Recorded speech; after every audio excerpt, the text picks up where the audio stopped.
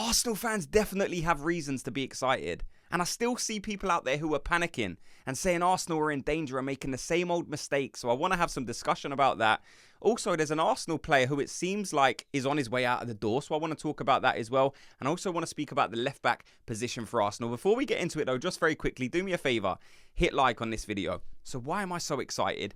Let me flash it up on the screen now. This is the latest from David Ornstein. Arsenal stepping up efforts to sign Mikel Merino from Real Sociedad. Talks ongoing and Edu has been in Spain this week to pursue agreement. Personal terms for 28-year-old midfielder, no issue. Likely needs an exit from Arsenal, whether before or after. Now, there's a couple of things that I'm looking at in this and saying this is interesting. We're going to park the fact that Arsenal seemingly have to have an exit for Merino to come in. We're going to speak about that straight after. First of all, let's just talk about Mikel Merino. The deal now, it seems like, will get done. Now, it's not been confirmed yet, but the fact that Edu is out in Spain thrashing out a deal definitely makes me feel slightly more optimistic about the fact that this deal can happen. This is such an exciting deal. In fact, I think it transforms our midfield massively. I'm going to tell you why. Look, Mikel Merino, apart from the fabulous facts that we've been seeing about the fact that he's so strong aerially, he's so strong in duels, in ground duels. You know, he's the top in both of those, in basically the top 5 leagues. So this is a strong player we're bringing in, a combative player, which is something so many of us have been calling out for. Bring in a combative player, and that could benefit Arsenal's midfield. But the thing that makes me so excited about this is the way that it will improve our left-hand side. Arsenal's right-hand side was so reliable last season. For the past couple of seasons, Arsenal right-hand side has been incredible. And if I'm looking at a position of the pitch for Arsenal where I'm thinking, it leaves a bit to be desired, there's probably improvement needed, it's definitely Arsenal's left-hand side. And I think Mikel Merino definitely solves that problem. I'll tell you why. Look, not only is he left-footed, but the thing he likes to do above all is try and bring that left winger into play. I'll tell you who he reminds me of, and it might be a lazy comparison, but I genuinely see it. Granit Xhaka. Now, he's not like for like exactly for Granit Xhaka. I think they both possess different qualities, but I do like the way that they both bring that left winger into play. I think it's definitely something we saw with Granit Xhaka. You know, when Granit Xhaka played that last season for Arsenal, we saw Gabriel Martinelli enjoy his best season in an Arsenal shirt. And that's because Granit Xhaka was finding those penetrative through balls. And Merino definitely enjoys those type of plays as well. People look at Merino's pass completion rate and they panic at times.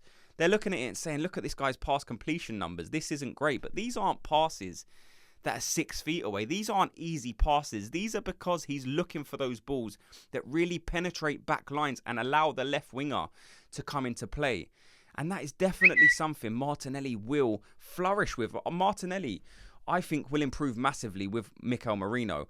It's a big season for Martinelli. We've been saying it so much. And I think with the way that Merino plays, it will benefit Martinelli. Certainly above Trossard. Trossard, I think, will benefit from it as well. But it's those long, fast runs that Martinelli can make. And I've seen Mikel Merino find those passes so often, thread it through the eye of a needle for the left winger to run onto in those dangerous areas. That's why I would be excited. And the fact that he is left-footed does allow him to link with the left back, with the left winger. It allows him to link with Declan Rice, who we know is comfortable in bringing the left side into play. We saw him the back part of last season play in that number 8 position. So we know he can link with the left winger. We know he can link with the left back because that was his job for a large part of last season. Now, it wasn't as successful as the right-hand side. But let's not forget the right-hand side is helped so much by the presence of Martin Odegaard in those forward positions. You know, he does drift to the right. And I think the fact that he does drift to the right could help the left-hand side as well, because when Odegaard drifts to the right, what's going to happen? There's a player who's going to go with him, leaving gaps for Merino or someone else on that left-hand side to exploit. And that's one of the main reasons why I'm so excited. It's because of the stability and the strength it gives us on that left-hand side, which is a conversation we've had so many times on this channel last season. Like, what's happening with our left-hand side? Because last season, it was a bit of an issue. It wasn't as strong as the season before, but we did lose Granit Xhaka. We did see Martinelli's form drop slightly. So that's something I'm definitely excited about. The second part of the tweet that I thought was definitely interesting is the fact that Arsenal need to get rid of a player, it would seem, to bring this guy in. You know, look, in terms of names, the ones that come to my mind straight away are Nketiah, Nelson, and maybe a Vieira, but the Vieira one even seems far-fetched because we haven't heard any reports of him leaving, so we can probably discount him. I mean, the only reason I brought him in is because it would seem that he plays maybe a similar-ish position, more centrally. We know pre-season Mikel Arteta liked playing him out on the right, but I don't think long-term that's the best position for Fabio Vieira. So it's probably going to be Nketiah or Reiss Nelson that needs to leave in order for this guy to come in. Now, Ornstein did say it could be whether before the transfer or after the transfer, so we're not waiting to get rid of a player before we bring him in. We could bring him in and then sell someone off, but it's just the fact that we need to do that. And if we do get rid of Nketiah or Nelson, you would hope that we're going to refresh the squad in those positions. So if you're getting rid of Nketiah and bringing in a centre mid, then what's happening with that extra squad player that we're losing in those forward areas? You would hope that you're swapping Nketiah for a striker, Reiss Nelson for a right winger.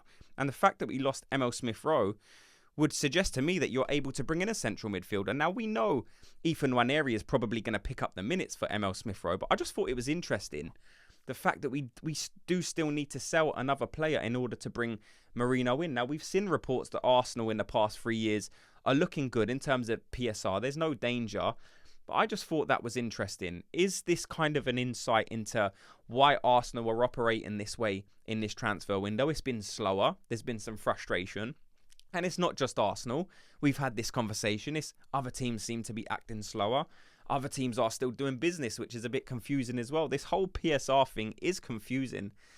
I just want to know why we're having to sell another player, probably a forward player, just to bring in a central midfielder. You know, the kind of memo before the transfer window started was Arsenal need to bring in a striker and a central midfielder. Merino looks to be that central midfielder. We did bring in Calafiori at left back, which we're going to talk about after, which is a great deal. I'm happy it happened. But I don't think that should have affected the fact that we can't bring in now an attacker or a central midfielder. It's just interesting. It's just something I'm looking at and saying I'm going to do a bit more research into this, because the fact we need to sell Merino, bring Merino in and then sell someone else, I don't know. I'll have to look at that and put it in another video. I just thought that was interesting. And the next thing I want to speak about is kind of a discussion we've already had, but there's kind of a different switch up on it now. It's who's going to be the left back for Arsenal. We've got Wolves on Saturday. We will have a match preview coming out tomorrow, so make sure you look out for that. And in that, we'll break down a lot more than this. But just that left-back position interests me, because coming into the transfer window, coming into this season, the left-back's going to be Timber, and then Calafiori and Timber's going to battle it out. But the defender we've seen occupy that position the most in pre-season is Zinchenko, a player that divides opinion so much in this fan base. Like, if you look under, some of my videos where we're talking about Zinchenko, it seems almost 50-50. So many people appreciate what Zinchenko does. And then so many people are saying, I don't want him near the team because of the defensive fragility that this guy has. You know, when Zinchenko's on, Arsenal are weaker defensively. Now, look, I want to say this. I really like what Zinchenko does and what he offers Arsenal when we're going forward. I think the way he progresses the ball is brilliant and maybe unlike many players that we have in the team. Does he have his defensive worries? Yes. But I think we have to kind of... Look, when you think of a left-back, you automatically think of the old-school left-back defending all the time. So I think Zinchenko, judging him by that, may be slightly harsh at the times. But you do see him get caught out. So you do kind of have to judge him as a left-back, because you see in actions... Zinchenko does get caught out. We see it in pre-season. We saw it many times last season. Zinchenko offers so much going forward. But when you're in that defensive shape, it doesn't matter if you're meant to be playing mainly as a midfielder when you're going forward. There will be actions in a game where you're asked to play your natural position. If you're a left-back, when you're defending, you better be at left-back defending. And we've seen Zinchenko get caught out so many times. So I see why the frustration is there. I still think Zinchenko is a big player for Arsenal. Have I had my frustrations with Zinchenko at times? Of course.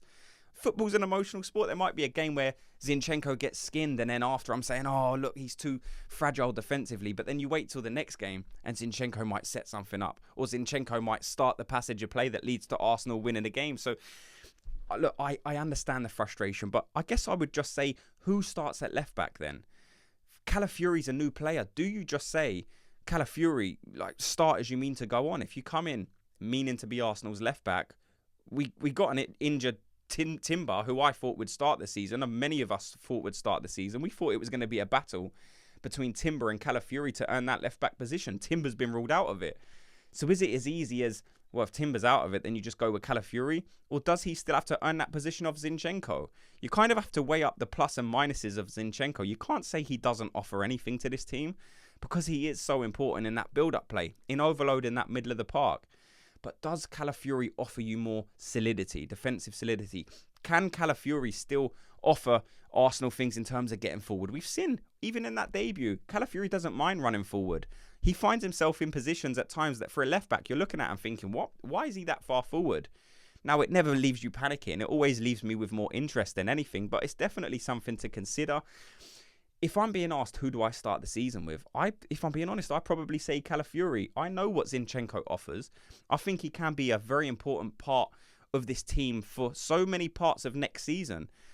I wouldn't play him necessarily in the massive games where you can expect to be defending quite a bit, like a Liverpool, even a Chelsea or a Tottenham, or maybe even a Wolves. I think he's going to be helped slightly by the fact that Pedro Neto no longer plays for Wolves. He's obviously gone to Chelsea, so that probably helps him out a bit. But if I'm being honest, I start with Calafiori at left back. It'll be interesting to see who you guys would go for. Would you go, well, now we know that Timber's not going to make it. Would you go for Zinchenko, or do you go for Calafiori at left back? Let me know. Thanks so much to everyone for watching and listening. Before you go, please just do me a favor. Hit like on this video. Just like it and subscribe, and I'll speak to you all in tomorrow's video. Gooners, have a good day.